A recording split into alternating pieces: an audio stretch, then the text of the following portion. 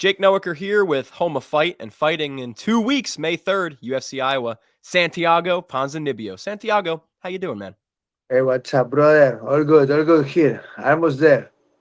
I'm doing great, man. Many people don't know the biggest fight yet was trying to get into this interview. A lot of technical difficulties. So Yeah, thanks for hanging with me, man. that's the first fight. Yeah. What's up? We are here. That's the most important.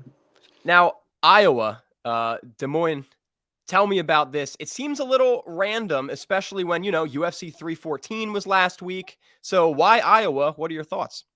Man, asking to UFC, I go where they say they need to go, right? For sure, Miami gonna be better, but they put this fight in Iowa. Let's go, man. Yeah, yeah. They say the place, they say the opponent. I'm ready, man.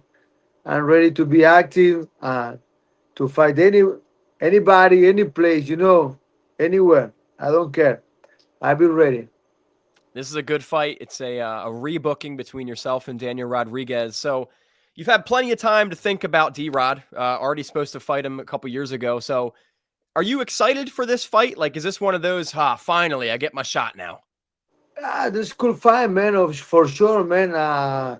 On this point of my career, for me, the most important, is to be active, stay inside of the cage the most that I can, and he's tough dude, he gonna put a fun game on the case, like what I like to do it too, like it's gonna be like a fireworks, and that's cool, man. I'm excited with the fight for sure. And then last time you said you really want to work on, I don't remember if you said like be more aggressive or find a finish, but something along those lines. D-Rod's not one to get finished very often. Like, are you confident you can get the job done inside the distance? Yeah, of course. I working for finish my last fight, and I did. Harry was a tough dude too, man, and I'm ready to finish Rodriguez too, bro. If he want to stay in the floor, if I need to punch it for 15 minutes and make a warm, I can do it, But I know I'm ready to finish him. Now, the first fight was called off because he tested positive for ostarine, which is a banned substance, essentially. I'm not 100% sure what it does. Right. Performance enhancing, I don't know. I'm not a scientist. But with Yeah. that being the case, right, it's not a typical injury or weight miss. Does that, like, bother you at all? Or do you just not even care about that? No, I don't care, man. I just don't care. On that time, we don't fight. They reoffer the fight. After my last one, I said to them, listen, I want to be active. They give me the name. I say, okay, no problem. What I told you. They say, who and where? I said, let's do it. You and D-Rod have any history you guys ever met or talked or anything like that? No, no. So first time you're going to be actually interacting is in Iowa. Like when you, for the first time, face off across one of your opponents, like, are you one of those guys that gets really intense, like face off, or it's just kind of part of the job? I really don't care, man. I'm just jumping on the cage and do my job, I'm always trying you know, to beat people inside of the cage, and that's it, that's my job. This is what I do. That's it, man. And you said the most important thing for you is staying active with a big Yeah. win here, especially if you stay healthy. How soon do you actually want to get back in there? Yeah, man, that's the idea, man. Let's we'll see, man. One step of the time, But I wish that I can do 3, 4 fights this year. That's gonna be amazing. That's my second fight. It's gonna be in May, and if everything running good, maybe I can do 4 or 5 this year, or minimum 3. That's my goal, brother. Be active. I lose time. I was sick. I have a couple of medical problems. They put me a little outside on the octagon. And, I don't know how many years more I keep competing. I'm feeling great. I don't feel any issue. I'm feeling great, but it's something like that's going to happen one day, right? They're going to finish. Finish to everyone. Um, and I want to be active, brother. This is what I want to do. Stay in the cage the most time that I can be, and that's it, brother. And Doesn't matter who, doesn't matter where, let's do it. Let's gonna have a time there, it's gonna be a good fight for the fans, I'm gonna put the show there, and let's move forward. And I was just gonna say, like, you're clearly very busy too outside of fighting, right? You're traveling, doing commentary with UFC. Uh, So, I mean, with your career itself, the fighting aspect, are your goals still, I want to get the title, or do you have different aspirations at this point? yeah, of course. We always looking for the top, right? I'm still feeling that I can beat everyone in this division. I have the power, I have the skills, but what I told you before, life sometimes a little crazy, and the best thing you can do is going one step at the time. Uh, it's okay. Of course, the goal is to be there. I will,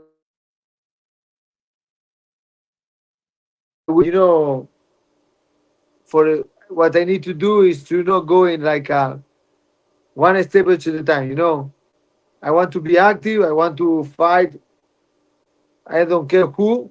They give me the name. I'm gonna beat. I'm gonna continue moving forward, and we will see what is happening. And I know you said you don't care who you fight, but you did mention Vicente Luque before, specifically for 314. That didn't happen, but is Luque still a name that interests you? Is that still a good fight to have? Yeah, I asked him for that fight a couple times. Uh, it's a great name.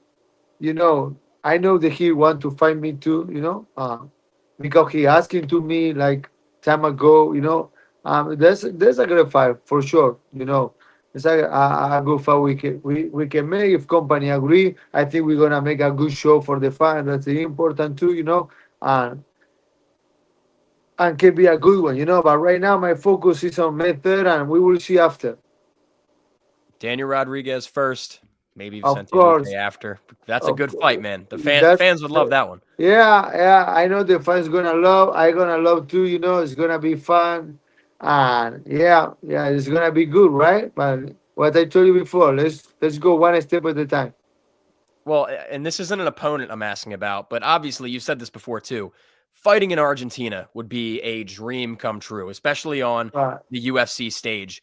Do you think right now, or at least soon, it's actually realistic for UFC to go there? I mean, there's Uh, quite a few Argentinian stars. yeah, man, it's coming the new generation. It's super cool. Tough kids, sport is growing a lot, and why not? I always have a chance talk with the boss about that. I try to do it, and I think that's a great move back there. Maybe soon we can do that. We have what I told you, and really new kids, and that's gonna be good, right? And last week you were at 314 in Miami. Did you run into President Donald Trump at all? You get to meet him or any of his administration people? Yeah, we are close. No, I was working, man. I was working. We are close there. Yeah, yeah, yeah. I doing my job there, but yeah, yeah, that's super cool, man. The president of the United States, is coming to enjoy this sport, and believe in what we do. That's so good. Now, I was absolutely shocked that not necessarily that Paddy Pimblett won, but the way he won, I would have never thought that would happen in a million years. Did that surprise you the way Paddy ran through Mike? Now I was sure that Paddy Pimblett is gonna win Oh that yeah? fight. Yeah, yeah, yeah. I think the Michael Chandler is fun fighter, but you know he not do too much inside the UFC. That's the truth, right? He have a lot of promotion, but he not do too much.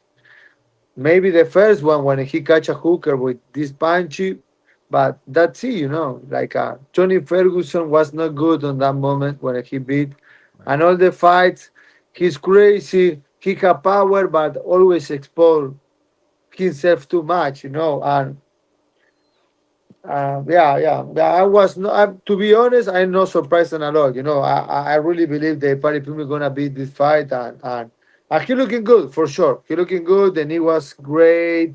Yeah, he did him job.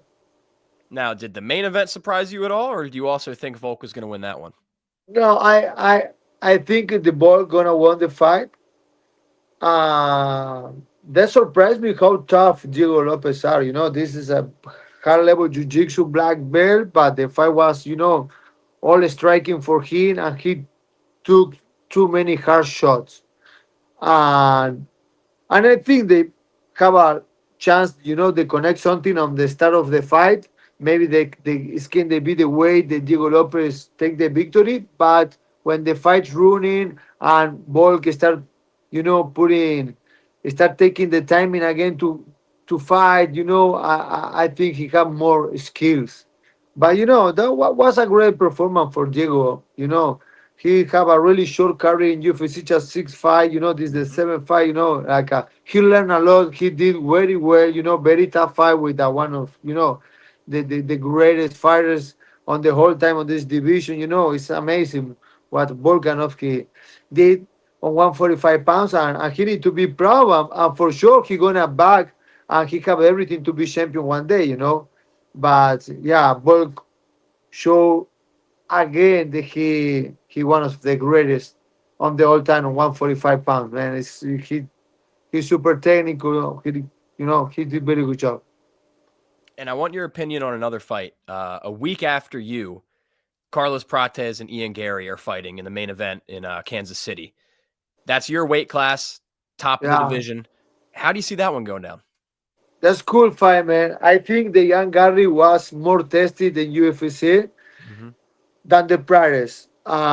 Prates looking great, for fight, for finish, for bonus, what was amazing in 1 year, but not the quality of the opponent, right?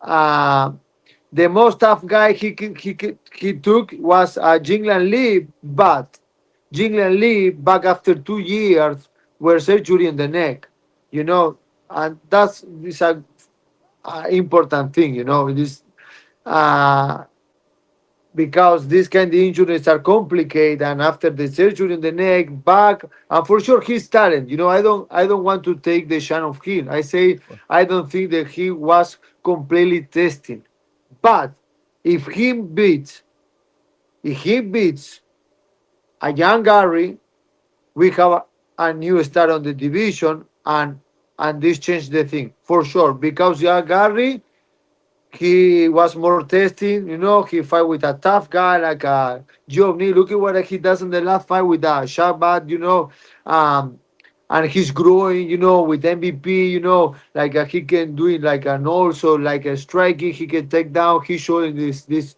growing his skill, and it's gonna be a great test to we see if Carlos Prares are all that good or he took like a good fight and have a good year on the industry, Um, yeah, this is what I think so about that fight. If you asking me who I think who gonna won, I think the Garry gonna won.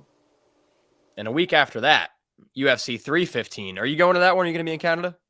I gonna work on that show, but we're gonna work from Vegas. I think so. So, I mean, that's the title of your division, man. Bilal Muhammad, Yeah, Jack Della Maddalena. Like, who's coming out the champ? yeah, man. I think it's a good fight for Belal. Belal is no exciting fighter, not at all, but he's effective. He have a good wrestling, very good condition, and mix very well with the boxing. For sure, in this fight, he need to like to use him wrestling and his condition to like make Jake de la Malena frustrate him. Put the ground and pound, put the pressure, and not be the space. He can connect a punch and finish a Belal. Yes, of course. This mixed martial art, high level.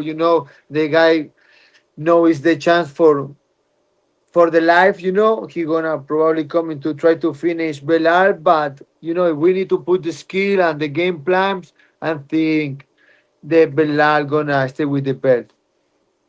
And Santiago, we're at about 14 minutes, something like that. Do you have a couple more minutes? I want to do one more thing if you have time for it. Yeah, of course, brother. All right. So, Home of Fight, we like to do a segment called Pound for Pound Best. Okay. Today, because of you, you're no stranger to performance bonuses, fight of the night bonuses. You're a very entertaining fighter. So, I want your opinion on who the pound for pound most entertaining fighter in the UFC is. And the way this works is I'll give you two names and you just tell me who's more entertaining and they move on. Does that make Okay, sense? okay, you make easy work. Yeah. Easy work. You don't even have to give me an explanation. You can just say the name. We all know they're exciting, yeah? Okay, All right. So first up, who's more entertaining pound for pound, Michael Chandler or Jiri Prohashka? Michael Chandler. Michael Chandler beating Jiri. What about Michael Chandler or Dustin Poirier? That's important. But you asking me about more exciting, no more effective. But Just exciting. that's it. Yeah, just exciting. But to be honest, GP, it's exciting and effective. It's better fighter, and I give that point for GP. What about Dustin Poirier or Charles Oliveira? Wow, man, Charlie are amazing too, but I gotta stick with GP. Dustin Poirier moving on. Again, Yeah, pound for pound, not weight classes. Dustin Poirier or Khamzat Chimaev? man, it's because the volume of the fight, I'm gonna say DP. DP doing more crazy things in so many fights, but in the way that he looking, Shima on the last fight with the Roy Whitaker was insane. But if we took the fight with the Kamaru Usman or Gilbert Bones, I was not that exciting, But we both gonna be fun. Was fun this fight, but I'm still with DP. I think the power is more exciting. All right. Well, you said you like the power. So what about Dustin Poirier or Tom Aspinall? Man, Thomas Pinner is crazy, eh? Yes, very man. A lot of knockouts. Explosive, a lot of explosive, a lot of effective, But I'm still with DP, because DP sometimes is crazy in the way that he fight, He takes shot, he tries submission, he doing crazy things. He go to, like to the third, fourth round, like Aspinall is more effective fighter, right? He finished the fight early until today, But if you told me the excitement, the fight that was crazy, yeah, DP did really good job. All right. Dustin Poirier moving on. What about Dustin Poirier or somebody you were supposed to fight, Robbie Lawler? Yeah, man. Yeah, Robbie Lawler on the was so good too, man.